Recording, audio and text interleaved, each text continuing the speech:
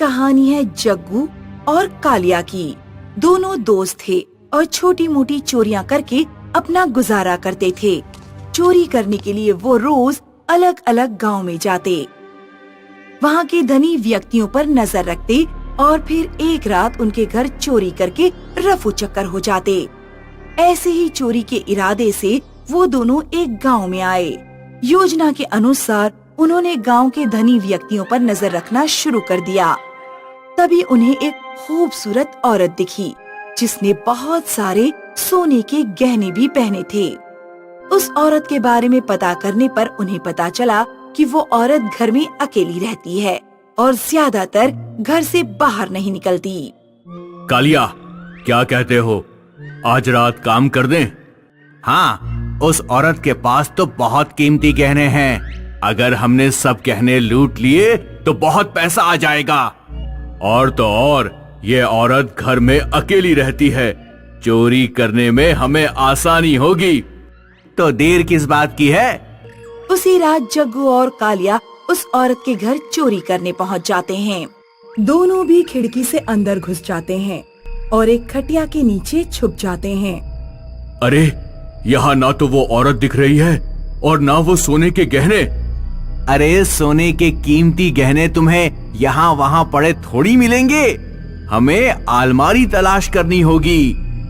दोनों वहाँ से निकलकर अलमारी ढूंढने लगते हैं। अलमारी ढूंढते ढूंढते वो एक कमरे के पास आते हैं। दोनों उस कमरे का दरवाजा धीरे से खोलते हैं और अंदर झांकते हैं। दोनों देखते हैं कि वो औरत अपने बाल संवार रही है। जैसे ही वो औरत पीछे मुड़कर देखती है, दोनों के होश उड़ जाते हैं। वो औरत एक चुड़ैल होती है। दोनों भी डर के मारे अपनी जान बचाकर भागने लगते हैं। तभी कालिया भागते भागते गिर जाता है।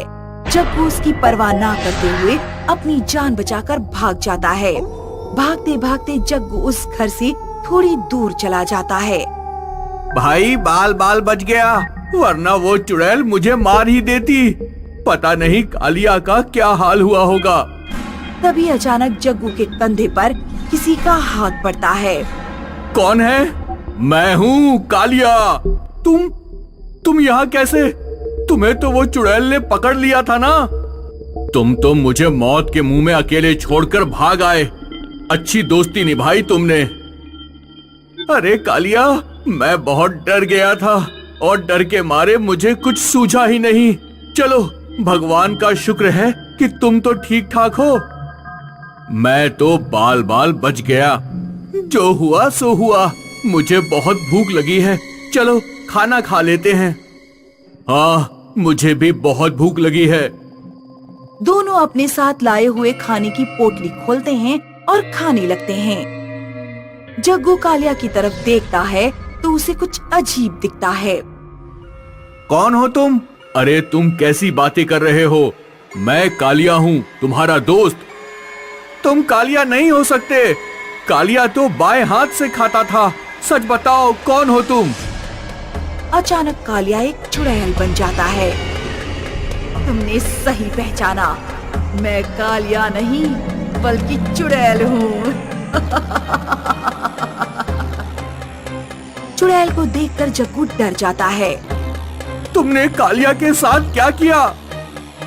वही जो मैं अब तुम्हारे साथ करने वाली हूँ। ऐसा कहकर चुड़ैल जग्गू पर टूट पड़ती है और उसे मार डालती है।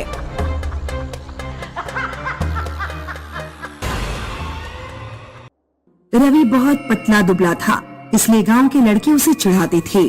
अरे वो देखो, सुकुटा आ जा रहा है। अरे, ये तो झाड़ू की सीख की तरह पतला है। फूंक मार दो तो उड़ जाएगा। मैं पतला हूँ तो तुम्हें इससे क्या मतलब?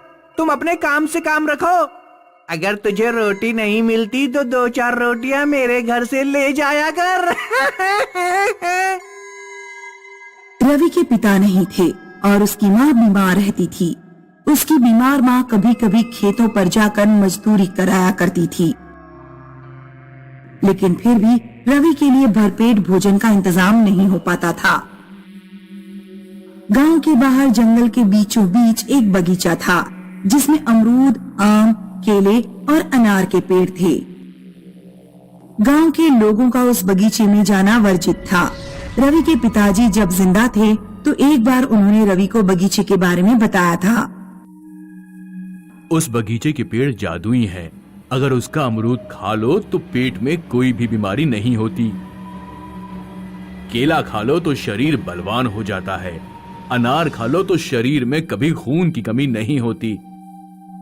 लेकिन कभी भी उस बगीचे में जाना नहीं, क्योंकि वहां प्रेत आत्माओं का बसेरा है।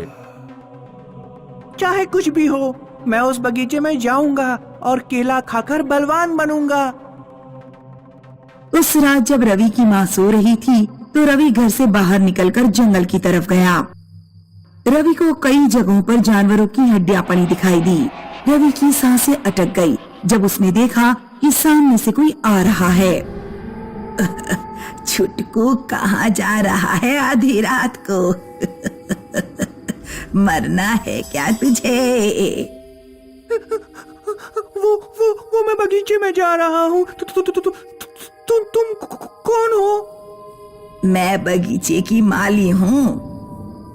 तू वहाँ जा तो रहा है, लेकिन हो सकता है वापस न लौट पाए। बहुत लोग तुझसे पहले कोशिश कर चुके हैं, उनमें से कोई भी वापस नहीं लौटा। इतना कहकर बुढ़िया चली जाती है। रवि आगे बढ़ता गया और बगीचे तक पहुंच गया। वो रहा केले का पेड़। रवि ने बगीचे में घुसकर एक केला तोड़ लिया। उसकी नजर ऊपर केले के पेड़ पर गई। पेड़ के ऊपर एक चुड़ैल और भूत बैठे हुए थे। रवि ऐसा दौड़ा कि उसने पीछे मुड़कर ही नहीं देखा। वो सीधे अपने घर आकर रुका। रवि ने तुरंत ही जादुई पेड़ का केला खा लिया, लेकिन उसके शरीर में कोई परिवर्तन नहीं आया। ये क्या? इतना खतरा उठाकर मैं केला लेकर आया और इससे शरीर में कोई भी परिवर्तन ही नहीं आया। रवि अगली रात फिर जंगल में जाता है। वो उस बुढ़िया को ढूंढता है जो उसे पिछली रात मिली थी। बुढ़िया को ढूंढते ढूंढते काफी देर हो गई। रवि को सुसु लगी। जब एक पेड़ के नीचे सुसु कर रहा था, पीछे से किसी ने उसके कंधे पर हाथ रखा। रवि डरते हुए पीछे देखता है। बिना शरीर का केवल एक हाथ था। कुछ दूरी पर बुढ़िया खड़ी थी। डर गया? मेरे पास ऐसे बहुत से कटे हुए हाथ और पैर हैं। कल मैंने जादुई केले के पेड़ का एक केला खाया ताकि मैं बलवान बन सकूं, लेकिन मेरे शरीर में कोई परिवर्तन नहीं आया। केले का असर तभी होगा जब तुम उस बगीचे में खड़े होकर ही केला खाओगे, और जंगल में कभी सुसु मत करना। इतना कहकर बुढ़िया चली जाती है। इसका मतलब है मुझे दोबारा बगीचे में जाना होगा। बगीचे में कल मैंने प्रेत आत्माओं को देखा था। क्या मुझे वापस जाना चाहिए? हाँ, मैं जाऊंगा, क्योंकि ताकतवर बनने का यही एकमात्र रास्ता है। रवि बगीचे में केले के पेड़ के पास पहुंचा। इस बार उसने केला तोड़ने से पहले ही पेड़ के ऊपर देखा।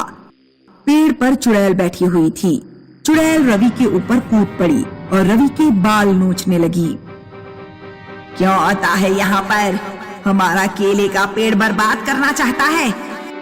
तेरे सारे बाल नोच डालूंगी और तेरी खोपड़ी गूंज कर खा जाऊंगी। रवि मिट्टी चुड़ैल की आंखों में झोंक देता है और भाग निकलता है, लेकिन तभी उसे भूत मिल जाता है। मेरी पत्नी की आंखों में धूल झोंक कर आया है, मैं तेरा खून पी जाऊंगा। रवि भागकर अमरूद के पेड़ के ऊपर जाता है। भूत भी पेड़ के ऊपर चढ़ने लगा। भाग कर कहाँ जाएगा? मैं हर जगह तेरा पीछा करूंगा। रवि अमरूद तोड़ तोड़ कर भूत को मारने लगा। जब भूत पेड़ के ऊपर पहुंच गया तो रवि पेड़ से सीधे नीचे जमीन पर कूदा। उसके पैर में चोट लग गई। वो एक पैर से चलता हुआ केले के पेड़ के पास पहुंचा और उसने एक केला तोड़ लिया। फिर वो एक टांग से कूदता हुआ किसी तरह जल्दी से बगीचे के बाहर जाने की कोशिश कर रहा था, लेकिन तभी उसे ध्यान आया कि केले को बगीचे में ही खाना है। रवि केला खाने ही वाला था कि चुड़ैल ने उसका हाथ पकड़ लिया। भूत भी वहाँ आ गया। अब बचकर कहाँ जाएगा। अपनी छुरी जैसे नाखूनों से तेरे शरीर का सारा खून निकाल दूंगी। तू हमारे केले के पेड़ को बर्बाद करना चाहता है। मुझे मत मारो, मेरी माँ मेरा इंतजार कर रही होगी। मुझे मत मारो। माँ का नाम सुनते ही चुड़ैल रवि का गला छोड़ देती है। मैं तुम्हारे केले के पेड़ को बर्बाद नहीं करना चाहता। मैं तो सिर्फ एक केला खाकर बलवान बनना चाहता हूँ। मैं इतना दुबला पतला हूँ, लोग मेरा मजाक उड़ाते हैं, मुझसे सहन नहीं किया जाता। तो तुम हमारा केले का पेड़ बर्बाद करने नहीं आए? नहीं।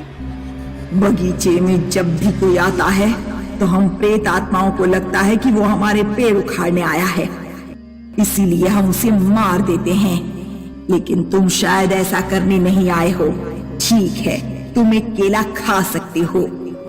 रवि केला खा लेता है। केला खाते ही उसका शरीर बलवान हो जाता है।